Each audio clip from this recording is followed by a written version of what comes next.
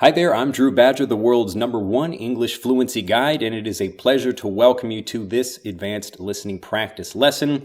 Today, this marks lesson 400 or video 400 on our YouTube channel. So to all of our subscribers out there and all of the new people who come back and watch this after this has been out for a while, I want to say thank you very much for helping us grow and for helping me become a better teacher, because I continue to learn so much from you. And so in this video, I wanted to do something special. I might not be speaking as quickly as I normally do in these lessons because this is a really important topic and I want to make sure many people understand this. But since this is, again, our 400th video on the channel, I wanted to do something special. So this is a lesson for not only teachers, but also for learners and people that want to help their students or young children learn English as well. So this is not just for non-native speakers, but also for native speakers who are interested in learning the language or interested in helping their children learn the language. So what I'm going to do today is kind of help a rather large company, a very large company, actually improve the way they teach. Because I enjoy the company, I support the company, I like the company, but I'm also very disappointed with the company and know they can do better. So what we'll be talking about today is Disney, actually. And this is one of the pieces of their Disney English learning system, which is actually really ineffective, and I'll be talking about that specifically. And we're just going to focus on this poster. I'm not talking about their programs or anything like that because I haven't had a chance to review them. But from what I've seen from this, I'm not very excited about it. Anyway, we're going to look at this because my wife bought this for our daughter, and I don't mind having it in my home. I really enjoy the Disney characters. I grew up with them, growing up watching the movies, the cartoons when I was a kid. I don't really watch them so much anymore, but I really enjoy Disney, and it was something that I enjoyed, and it was a big part of my childhood. So I don't mind, again, having the characters. And it's interesting that my daughter is half American, half Japanese, but she tends to like Disney characters and American characters more than she enjoys something like Anpanman, which is a character from Japan. Anyway, we're going to get into this because, again, I like Disney, and I'm just really disappointed with what they're doing, but hopefully by showing them how they can improve that, not only can Disney improve, but lots of other people who are, buying things like this or trying to help other people learn, especially if you've been a subscriber and you've been learning with me and you want to help your kids learn, hopefully this will help you improve the way you do that. So this is a typical thing that companies do when they don't have English learning or English teaching as a focus of their business. And Disney is a perfect example of that. Disney is not an English teaching company, but they're using their characters in order to facilitate English learning, because learning English is a huge business. It's a huge market. Billions of people around the world are learning the language. So I don't blame them. I respect them for trying to get into the market, but I'll explain why in this video they should know better than to do what they're doing with something like this. So this is actually a really cool poster. I really like the idea of this. So this is part of their, this is the top half and then the bottom half of an alphabet poster that you can actually put up in your bathroom or put up in your next to your bathtub, so that when you have your child in there, you can have this on the wall and you can practice your alphabet. But the problem with learning with something like this is that it does a really, really awful job. It's really confusing, actually, from the perspective of a child that's trying to learn English. Now, if you think about how the brain works when you're just starting to learn a new language, and you can think about this as an adult, we'll come back to the poster in just a minute, but when you're thinking about learning a new language, one of the most difficult things about learning a new language from the kind of typical traditional English language learning way of teaching is that people teach too much information at the same time. Now, a phrase like "my name is Drew" may be very simple in an everyday sense to a native speaker, but to a non-native speaker, you're teaching them actually many different things at the same time. You're teaching them what a vowel is, what a verb is, or what a noun is, or what a consonant, other things like that for the actual sounds of the letters and the names of the words or the kinds of words they are. You're also teaching sentence structure and the way sentences and questions are asked and answered. There are many different things you're teaching at the same time, and this is why most people hate learning languages, because from the very first contact they have with a different language, it's already incredibly difficult. And there's no reason why a language needs to be like this, but that's exactly what this poster is doing. So let's just take a look at some of these letters on here, and without, the help of actual letters, if you didn't know what the letters on this alphabet were, imagine you're looking at this from the perspective of a child that doesn't know the alphabet. Maybe you know the characters of these things, but you don't know the alphabet, and you don't know what the word is that's being taught. Now, looking at something like this, we can start up here, A for apple, and that's fairly easy to understand. There's nothing Disney about that. They've got a small worm in that doesn't really need to be there. I understand why they put it there to make it a bit more interesting, but you can see the small apple in the worm there.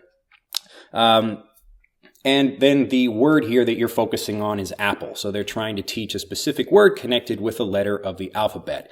A and apple. That makes perfect sense. But if we go down to E and I here, we run into a really big problem.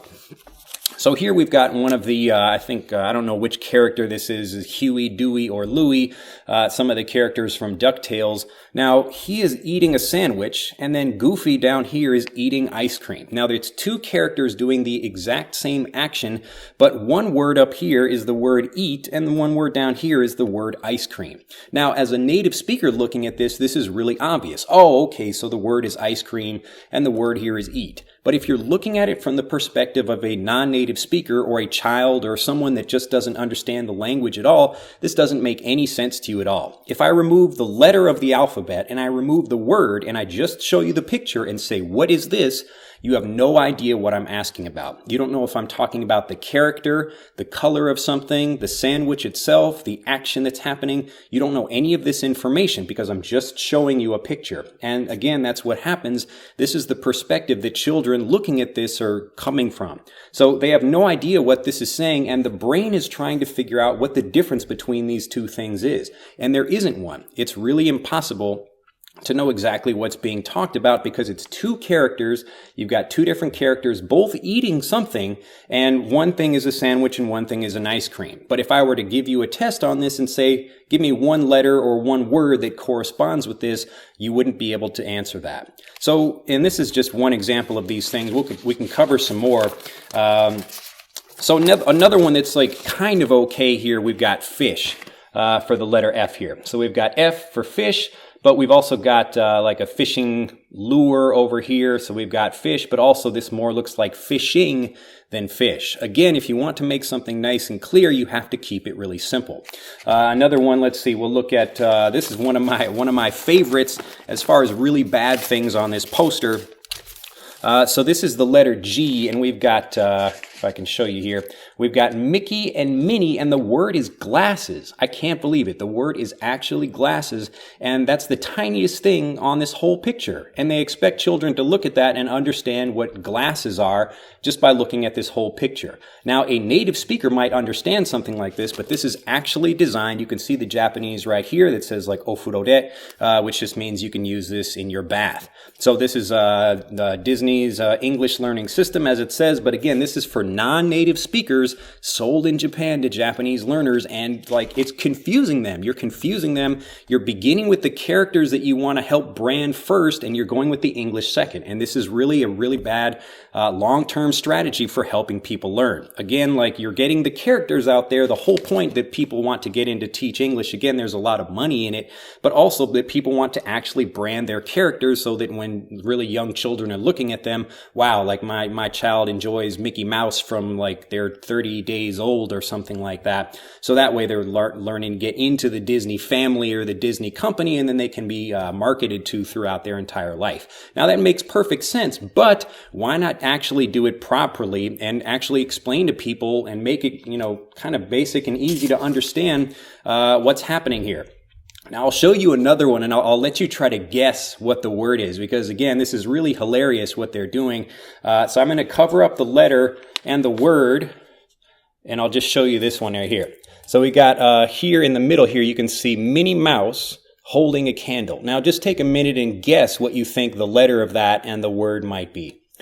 So, again, it could be, Minnie Mouse, maybe it's M, or it could be like candle, it could be the letter C, it could be something else. Guess what the letter is? L, and the word is light. I can't believe this. Look at this. So when you have a word like this that says light, and again, we're talking about like why would you even use candle for the word light?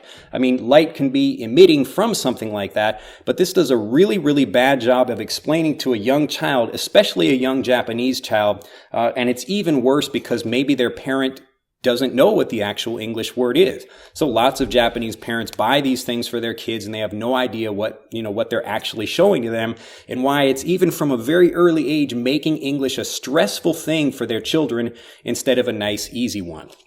Now, again, there's lots of things on here. We've got Daisy over here driving a car, so we've got D for that, but most children would be looking at things typically as a noun. When we teach things to young children, we begin with nouns because it's easier to demonstrate like that, especially when we have a static image. So probably C for car would be something better for that, but again, like it's moving and we're trying to figure out what's happening. Or we've got we've got Chip and Dale here for H. For hot dog, again, like, why would they even do that? I mean, you can't really tell what they're talking about. Yeah, I mean, are they eating something? Again, it's yet another picture of characters eating something, but are we talking about the verb to eat? Are we talking about the food they're eating? Or are we talking about sharing something? There could be lots of different things associated with that, and you have to make it clear for a non-native speaker or someone that's trying to learn the language what exactly it is you're talking about. And so that's why when we're designing Scroll Phonics, this other app we've created that helps learners improve and uses lots of icons like this, they're all silhouettes. So a silhouette is something where it just has like the dark outline of something. It's just all black, and you can see, like if the word we want people to remember is can, we have just a picture of a can. There's no clown holding the can. There's no Disney character flipping the can up in the air. It's just the can by itself. So even if you don't know what the word is, it's immediately understandable so that you don't have to think about anything. This poster is terrible because it makes you think and it's confusing learners. Now, I don't want to just pick on Disney or other companies like this that are trying to cash in on being able to sell English lessons or getting to the English market. And this is a great word, to cash in on something, a phrasal verb that you can use when you want to talk about, wow, there's a lot of money in something, so we want to make some of that money. We want to cash in. So by selling something or producing something that can earn us a lot of money, to cash in on something. So I don't want to just do this, but because I love Disney, I actually want to prove that they do know what they're doing. And so I brought along another book. This is one of my favorite books actually about learning animation and drawing. And this is called The Illusion of Life. Now this is it's an actually enormous book. It's like a dictionary almost, but it's filled with tons of pictures about how to draw. And I can't really show everything in this book, but I just wanted to show one particular thing here. I'll take a picture of it and I'll put it up on the screen for you. But right here in the book, it's a famous half-filled sack of flour. Again, I don't want to just show it in the book because it's not really quite clear, but I'll put up a picture of it here on the screen so you can see it. But this is a half-filled sack of flour, and what the animators are demonstrating with this is that even a simple object, you can communicate different emotions or different states just by making it move in different ways. And this is, you can see kind of better examples of this if you're watching the movie Aladdin, which I spoke about in a couple of videos ago. And you can see that it's just a carpet, a rug, but they're using the same principles of this sack of flour and showing how you can animate something, even something as simple as a rug that doesn't have a mouth or eyebrows or eyes that can show lots of facial expressions, but the rug itself is very animated. So the rug itself can move around. So Disney can actually do a really good job. You know, they literally wrote the book on how to improve animation and how to show things and how to demonstrate like one action rather than another one. Now, this is such an important thing in Disney movies that they spend lots and lots of time. They hire the best people, the best animators to draw things to make sure they're exactly right, that they're communicating the right emotion for the right scene. But when they do something like this, they're just being lazy about it. And it makes me really angry because it frustrates a lot of learners. I mean, it makes a lot of, I guess, business for me because they're kind of creating all these bad learners that are learning the traditional way that get really frustrated, and they start looking for someone like me that can actually fix the problems that things like this create. Anyway, I don't really like earning customers like that, or earning clients, or earning students. I'd rather just Disney actually produce something that they can be proud of, that actually really takes the time to create something that can be helpful. So what Disney could do in a case like this is, there's actually lots of different ways. I'll just talk about two of them. But for example, they could do the silhouette, where they take a silhouette of Disney's Mickey Mouse, or, a different character like Winnie the Pooh. So they've got, Winnie the Pooh on this one. Look at this. B is bend down. Are you kidding me? Bend down. No child would look at this. Even a native speaker that's 2 years old would look at this and think bend down. They would say Winnie the Pooh, and they would wonder why B is connected with the word Winnie the Pooh, or anything like that. So again, it doesn't make any sense even for a native speaker. But if you try to keep things simple by just having a silhouette of Mickey Mouse doing something for a particular thing, or you have a silhouette of a particular Disney character, whatever that thing is, but you can actually try to make it a bit more interesting for learners to figure out what you're talking about. But you don't make it too difficult and stressful. It should be fun to look at, but you can also make it look nice and tasteful. The other thing that you could do, actually, if I were Disney and I were creating this poster, I would probably do it all with Mickey Mouse. So there's one thing that's the same, just like that, the bags of flour, and you can see the differences in the way they're communicating. It's the same thing, communicating different ideas with each pose. And so with Mickey Mouse, you do the same thing. But maybe I would do it, he's like teaching actions that have to correspond with each letter, something like that. So maybe R would be run, and Mickey Mouse is running. And J would be jump, so Mickey Mouse is jumping. So it's the same character doing all these things, and when the human mind looks at that, they can relax and say, okay, like we know the same thing as Mickey Mouse for all of these. What's the only thing that's different? What's the thing that's unique about this picture? Mickey Mouse is jumping in this picture rather than eating, or rather than drinking, or rather than doing something else. So this is actually how you make a real learning system where people can look at something and it's immediately obvious. If you don't have someone that's a native English speaker to, go through and explain to you, okay, the word here is not, it says light, but it's a candle that they're talking about, then you have a lot of people that are really getting frustrated. And again, it all begins with taking the time to do what you do well, but in this way as well when you're going to teach English. So don't be lazy about it when you actually teach. It's really disappointing to see a company that you care about that does, really good things in one way, but just because they're trying to make money doing something else, they get lazy about it. And again, English is not their focus. So, hey, you guys can give me a call and I can help you out with this. But again, when you're any kind of company, whether you're working for Disney or you don't work for Disney, maybe Disney will never see this at all. But think about this when you're actually teaching your kids. You should be looking for things, as a parent, not just like, hey, does it have really cute characters on it? Is it actually going to be helpful for my child? So again, this is why we think we have over, 2,000 icons for words in Scrollphonics, which we'll be releasing very soon.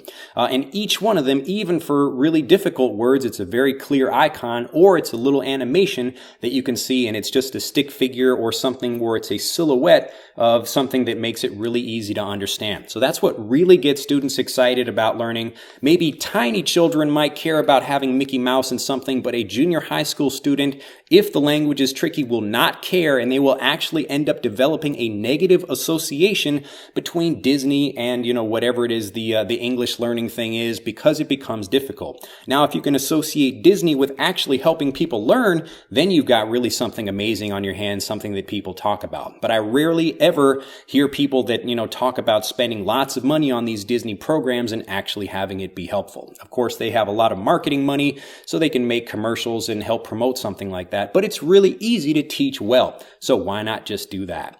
Anyway, hopefully this has been a helpful video for you when you're thinking about things like this, especially for my subscribers out there that have their own children, or maybe they're teachers and they want to help their students learn. Think about these things when you're actually teaching. If you have flashcards or something where you're trying to educate little kids and you have something that has more than one element in it, you have to get rid of that thing. You have to stop using that and start using something that actually has a really one-to-one correspondence of what you're teaching and what is supposed to be the object of the learning there. So again, it's the same thing. If you have a sandwich and you have somebody eating here, but if you have an ice cream and somebody eating here, but you're talking about the noun here and the verb down here, it doesn't make any sense. So always be thinking about this. Whether you're learning by yourself, you want to figure out what's the best way to learn for you such that things can be nice and easy and clear, and you're making it easy for your brain to learn. The traditional way of learning is not going to help you do that because it's giving you too much information,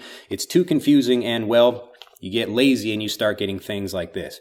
Anyway, Disney, if you are listening, take your time. You guys know what you're doing. You guys actually produce really great things and have taught me a lot about how to teach actually through the kinds of lessons that you teach through animation. So you know what you're doing. You're one of the best in the world at it. So don't be lazy about it. Actually do a good job and help some people learn English. Well, that's it for this lesson. If you have liked it, do click that like button. Do share this video. Again, this is video 400, and I'm really excited that we've reached this number, having come a long way in the years that we've been teaching here on YouTube, and I look forward to many more. Do share this video, put this on Twitter, and say, hey, Disney, you should really listen to this video, because it's actually a really simple fix to do a better job teaching and to actually make way more money doing what you're doing.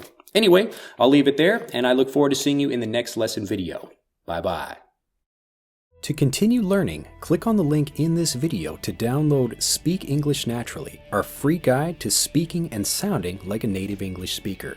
The guide reveals the 3 most important kinds of conversational English you must learn if you want to sound native, and will help you experience instant improvement in your fluency and speaking confidence. To download your free guide on a mobile device, click on the link in the upper right of this video. To download your free guide from a computer, click on the link in the lower right of this video. I look forward to seeing you in the guide.